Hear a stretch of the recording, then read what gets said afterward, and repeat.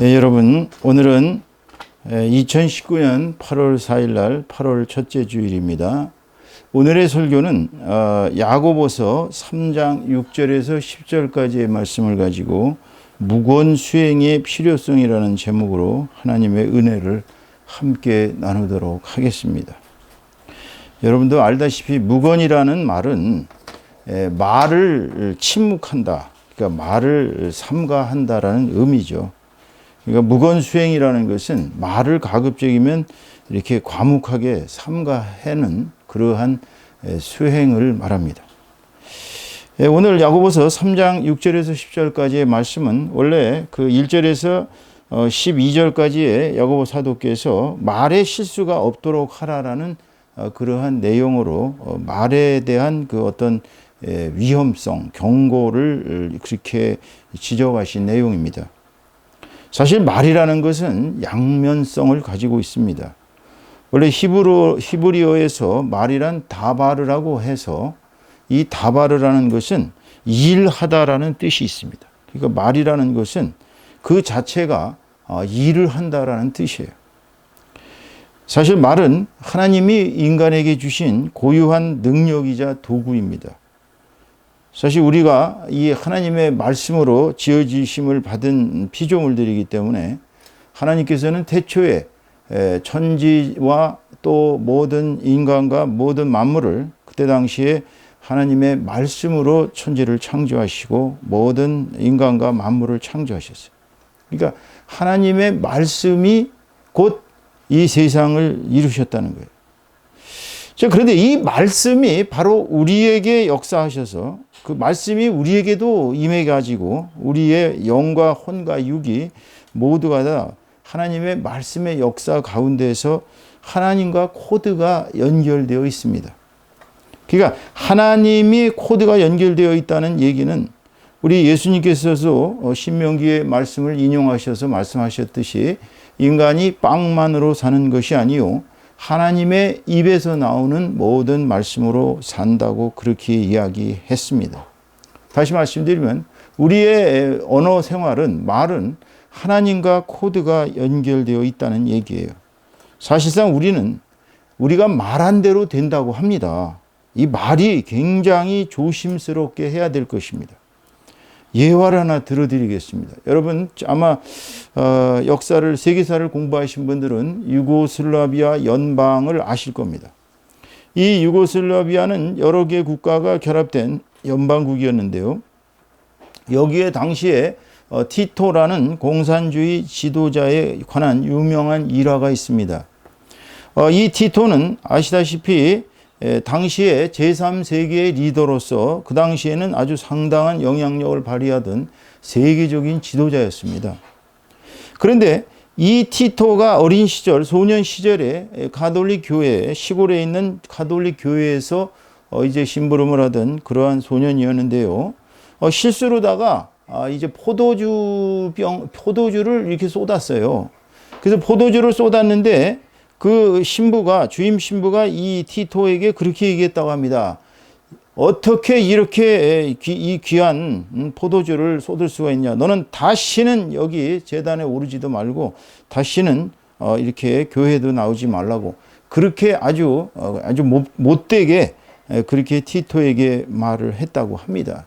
결과적으로 그는 하나님을 멀리하고 공산주의의 지도자로 변하고 말았죠. 또 어떤 도시에 약간 큰 도시입니다. 그 도시에 어떤 소년이 똑같은 실수를 저지른 적이 있습니다.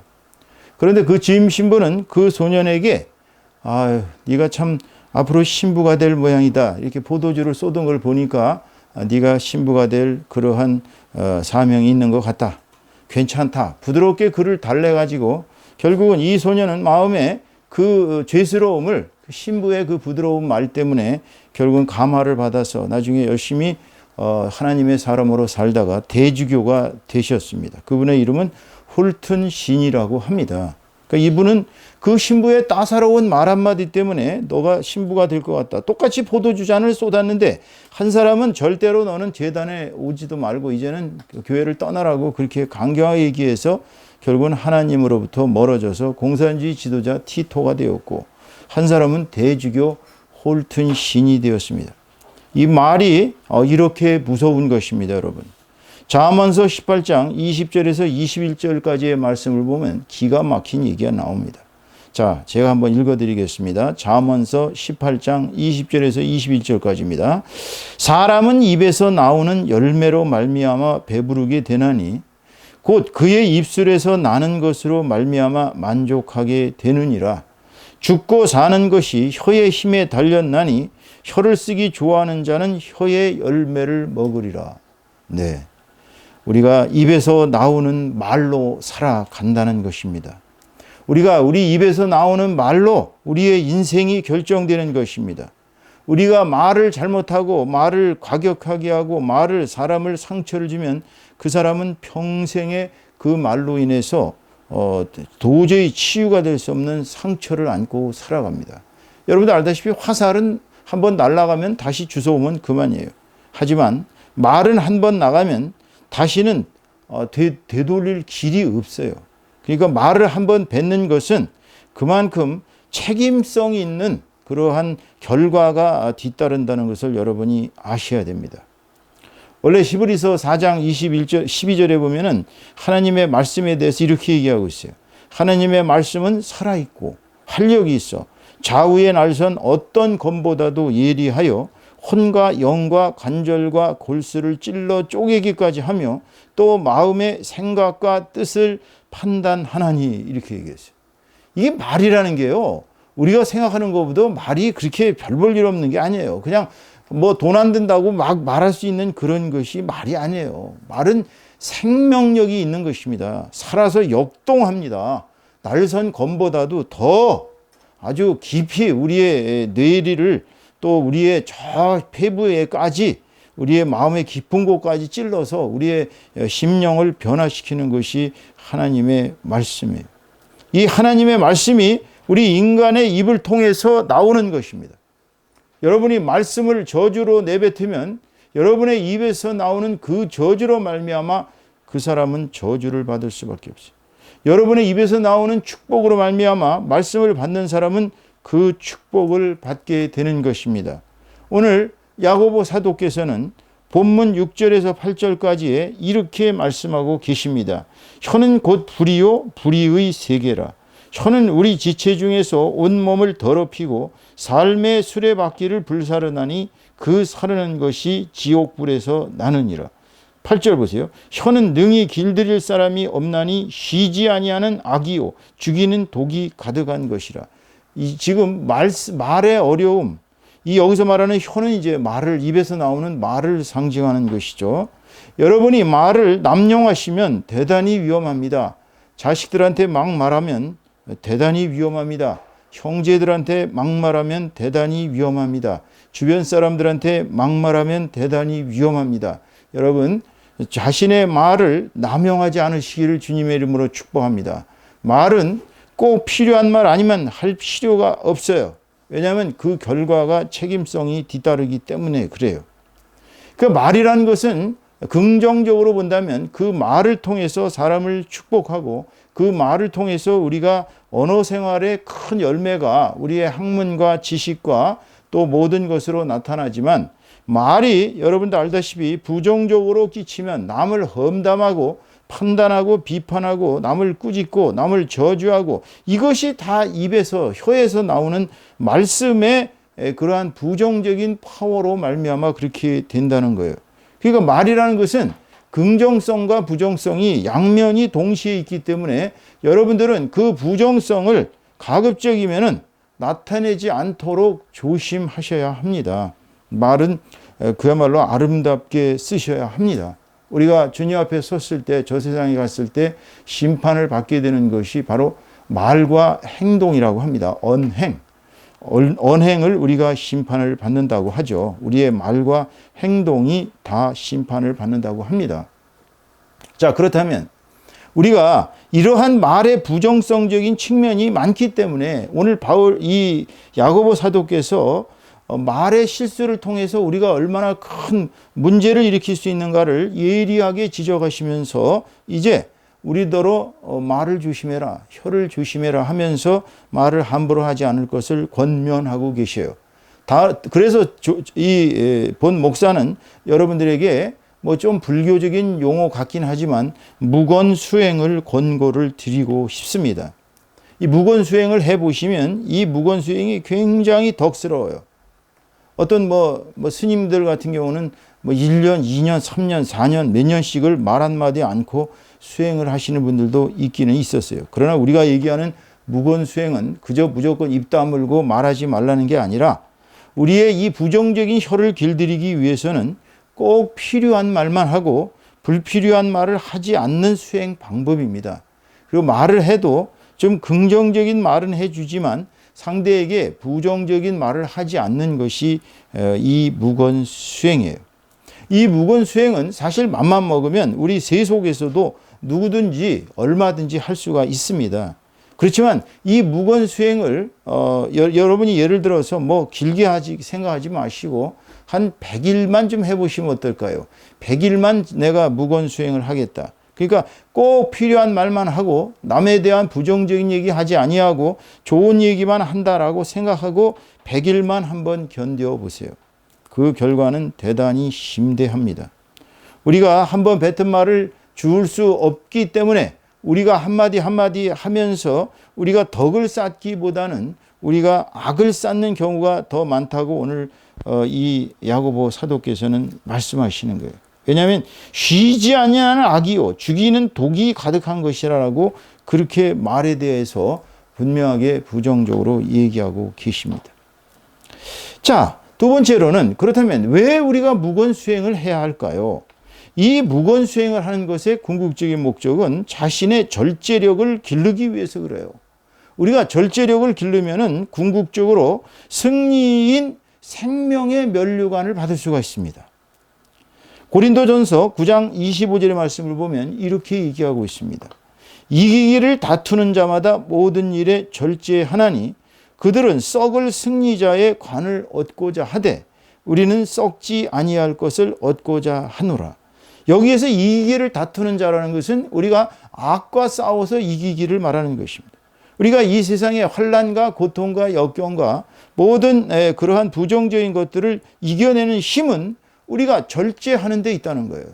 우리의 정욕을 절제하고요. 또 우리의 욕망을 절제하고요. 우리의 낭비벽을 절제하고요. 우리의 남을 질투하는 것을 절제하고요. 이 모든 것을 우리가 절제하게 되면 우리의 이 마음은 덕으로 뭉치게 되고 결국은 그 덕으로 말미암아 우리가 인생에서 승리하는 결과를 빚게 되는 것입니다. 사도께서는 우리의 인생이 경주라고 이야기하셨어요. 우리가 그 경주에서 꼭 승리하는 자는 결국 우승하는 자는 하나밖에 없듯이 우리의 인생은 자기의 것입니다. 내가 내 인생을 살아가면서 승리하는 것은 나지 딴 사람이 아니에요. 사단이 우리를 가지고 논다 할지라도 우리가 승리하는 것은 우리 자신입니다. 그렇기 때문에 우리가 말을 삼가하면서 이 무건수행을 해야 되는 이유는 우리가 절제력을 기르기 위해서 그런 것이. 그 절제력은 결국 우리에게 승리를 안겨줍니다. 그 승리는 결국 우리에게 영생이라는 생명의 면류관을 기약해 줄 수가 있는 것이죠. 예화를 하나 들어드리겠습니다. 어느 중소도시의 교회에 아주 충실하게 신앙생활 하시는 여자 집사님이 계셨습니다. 아주 전도도 열심이고요. 11조 헌금뿐만이 아니라 교회의 일이라면 누구보다도 열성적으로 나서서 이 교회 안에서는 이 여집사님이 아주 칭송이 대단했습니다. 이 담임 목사님 이하 이제 부목사님들 또 전도사님들 집사님들 장로님들이 이 여집사님을 몹시 아끼고 이 여집사님이 교회에서는 아주 대단한 그러한 위치를 차지하는 그런 분이셨어요. 근데 이분은 좀 웃기는 게 분명히 남편도 있었고 자식들도 몇 명이 있었는데 아무도 교회를 안 나오는 거예요. 그래서 이 목사님이 항상 이 집사님한테 집사님 그 부군 되시는 분하고 자제분들도 교회에 나오시면 좋겠네요 라고 이야기를 했습니다. 처음에는 이야기를 하니까 이 집사님이 약간 얼굴이 당황스러워 하시는 거예요. 그러다가 이제 목사님이 계속 여집사님의 이 충성스러운 신앙생활을 보시고 이제는 안 되겠다. 내가 꼭 이 집사님의 집안 식구들, 부군서부터 자식들을 좀 내가 가서 전도를 하겠다. 그래가지고 이 집사님을 설득을 해서 어느 날 이제 이 집사님의 집을 신방을 갔습니다. 신방을 갔더니 아직도 이 남편 되시는 분하고 자제들이 있는데 굉장히 이 사람들이 좋은 사람들이에요. 아주 목사님이 왔다 그러니까 아주 환대를 하고 또 이제 같이 말씀도 나누고 그러는 거예요. 그 목사님이 보실 때는 아니 저런 정도의 가족들이라면 충분히 교회에 나올 텐데 왜 교회에 안 나오나 그래서 이제 신방이 끝날 때쯤에서 그 집사님의 여자 집사님의 부군에게 물어봤습니다. 왜 교회를 안 나오십니까? 지금 우리 집사님께서는 교회에서도 굉장히 훌륭한 일을 많이 하시고 좋은 분이신데 같이 교회 생활을 하시면 신앙생활 하시면 얼마나 좋겠습니까? 그러자 이 부군이 안색이 딱 변하면서 옆에 있는 자식들까지도 이구동성으로 이야기를 했다고 합니다. 우리 어머니요? 교회에선 그렇게 잘하나요? 저희 집에서는요, 이 얼마나 성질이 불같은지 조금만 잘못하면 저희들을 달달달 볶고요. 엄마가 무섭고 아내가 무서워서 저희들은 사실 이 사람이 다니는 교회란다면 우리가 나갈 필요가 없다고 생각하고 있습니다. 이렇게 얘기를 하시던 거예요. 야, 이 소리를 들은 목사님이 충격을 받았습니다. 그러니까 이중적인 삶의 태도가 가족들을 힘들게 만들었던 것이지요. 그래서 이 목사님은 여집사님을 조용히 불러서 이야기를 했다고 합니다. 집사님의 잘못이 아닙니다. 교회에 그분들이 안 나오는 것은 집사님이 조금 마음과 태도를 바꾸시면 됩니다. 이 집사님이 이제 얼굴이 빨개져가고 어떻게 하면 되겠습니까? 라고 물어봤습니다. 그러자 목사님이 이렇게 대답하셨다고 합니다. 그들이 설령 실수를 저지르고 뭘 잘못했어도 꾸짖거나 큰 소리를 내거나 하지 마시고 그냥 미소를 띠시고 다 용서를 해보세요. 그리고 말씀을 하지 마시고 집안에서 좀 조용히 지내보세요. 그러면 그분들이 집사님에 대해서 아마 좋은 태도를 가지게 될 겁니다. 그러면 교회에 나오실 수 있을 겁니다. 그랬어요. 진짜 얼마 지나가지고 이 남편 되시는 분이 이 여집사님이 애지중지하는 도자기를 잘못해서 깼다고 합니다. 이게 수십만 원이 나가는 도자기였는데 옛날 같았으면 이 여집사님이 완전히 막 길길이 뛰고 난리가 났을 텐데 그날따라 이 남편 되시는 부부는 야 이제 난 죽었구나라고 생각하고 있는데 전혀 아무 소리도 않고 미소를 띠으면서 아유 놀라셨죠 하면서 그걸 자기가 이렇게 일일이 쓸고 있는 거예요. 그 파편을 쓸면서 괜찮아요. 뭐 또 사면 되죠. 이렇게 부드럽게 나오더라는 거예요. 그러니까 이 부군과 자제들이 놀라기 시작했습니다. 이후로 여집사님의 태도가 완전히 달라져 가지고 화를 내거나 잔소리를 하거나 말을 하지 아니하고 항상 부드럽고 미소를 띤 정말 예수님의 사랑이 충실한 집사님으로 변했어요. 그러자 이 교회 식구들이 이제 함께 교회 나가자고 자기네들이 먼저 나서더라는 것입니다. 그래서 결국은 이 가정은 여집사님의 마음을 바꾸자, 즉 무건수행을 하시자 말자 이 가족들이 변화돼서 모두가 다 예수님의 구원을 받았다고 합니다. 여러분, 우리가 어떤 언행을 하더라도 궁극적으로 우리 언행의 최종적인 판단자, 우리에게 책임을 물으시는 분은 우리 하나님 아버지이십니다. 우리가 말하는 것의 모든 결과는 또 우리의 모든 행동의 결과는 우리가 지는 것이지만 결국은 심판하시는 분은 하나님이에요. 그렇기 때문에 우리가 어떤 말을 상대에게 하든지 간에 우리가 우리의 범위를 넘어서서는 안 됩니다. 우리는 결국 다 하나님의 손에 달렸기 때문인 것입니다. 그렇기 때문에 우리는 무건수행을 해야 될 필요가 있는 것이에요. 오늘 설교의 결론을 맺습니다. 그렇다면 어떻게 무건수행을 해야 할까요? 첫째로 말하는 것을 두려워해야 됩니다. 우리나라 사람들 참 말 좋아합니다. 말 한번 시작하면요. 특히 교회에서 집사님들, 장로님들 한번 만나서 말을 시작하면 끝도 한도 없습니다. 말하는 것이 그렇게 쉬울 수가 없어요. 그러나 말씀하시는 걸 두려워하셔야 됩니다. 가급적이면 말을 많이 하지 않으시는 것이 덕스럽습니다. 그렇다고 맨날 뚱하고 가만히 있으라는 얘기가 아닙니다. 가급적 필요 없는 말을 하지 말고 남에 대한 얘기하지 말고 자신에 대한 또 부정적인 얘기하지 말고 어떤 상황에서도 말을 먼저 하지 마시고 생각을 하셔야 합니다. 내가 이 말을 했을 때 저 상대방이 얼마나 상처를 받을까 상대방의 입장부터 고려해야 된다는 것입니다. 그러니까 항상 말을 두려워하는 자세로 살아가시면 무건수행이 가능해집니다.